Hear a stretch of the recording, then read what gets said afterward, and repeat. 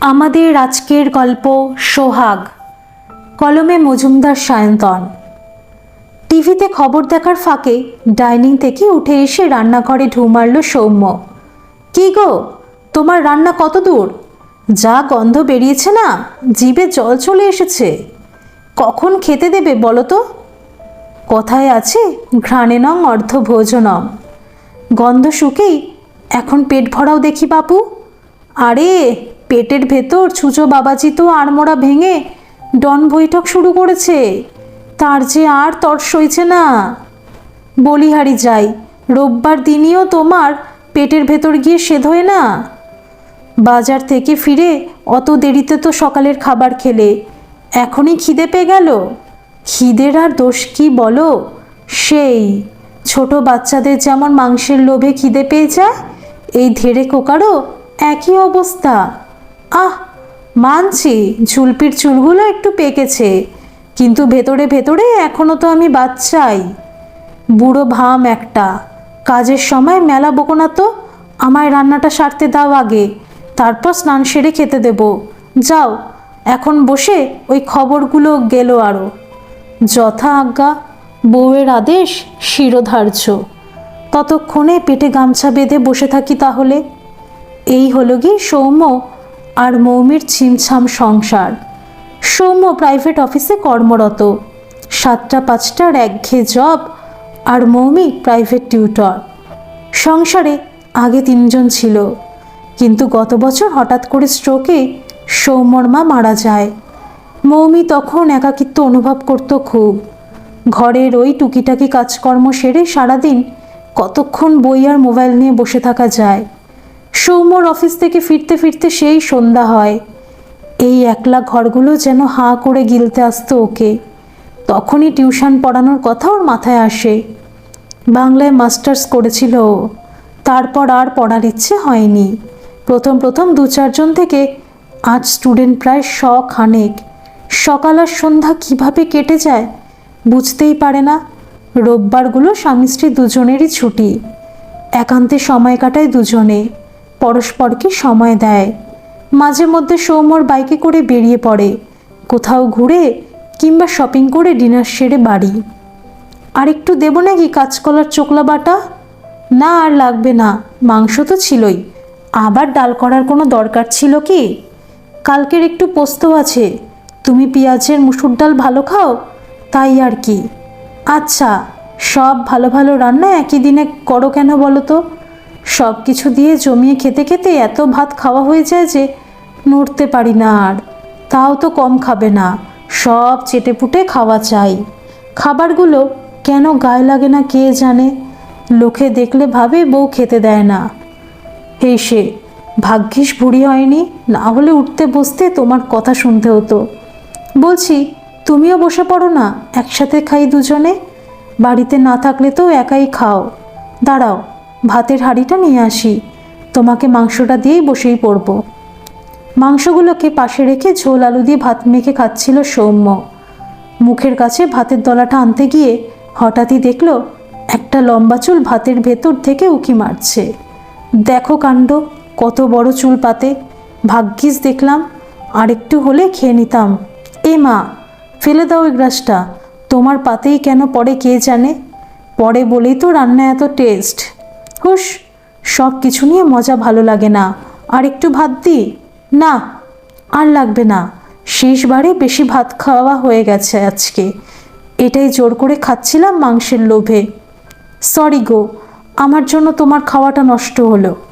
ধুস, কিচ্ছু নষ্ট হয়নি, আমার খাওয়া তো প্রায় শেষ।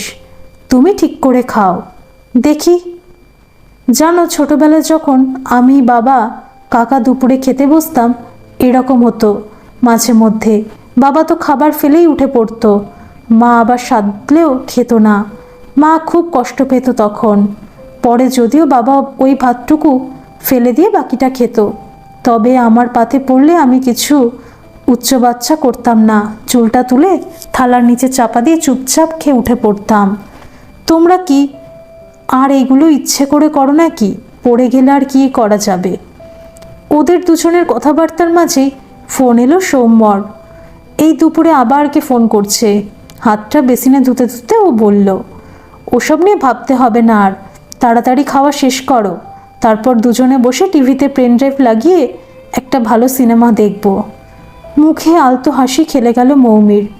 সৌম্য মনে হলো হাসিটায় যেন প্রাণ নেই, খানিকটা জোর করে ওর মন রাখার জন্য হাসছে মেয়েটা। ফোনটা হাতে নিয়ে সৌম্য দেখল চয়ন ফোন করছে।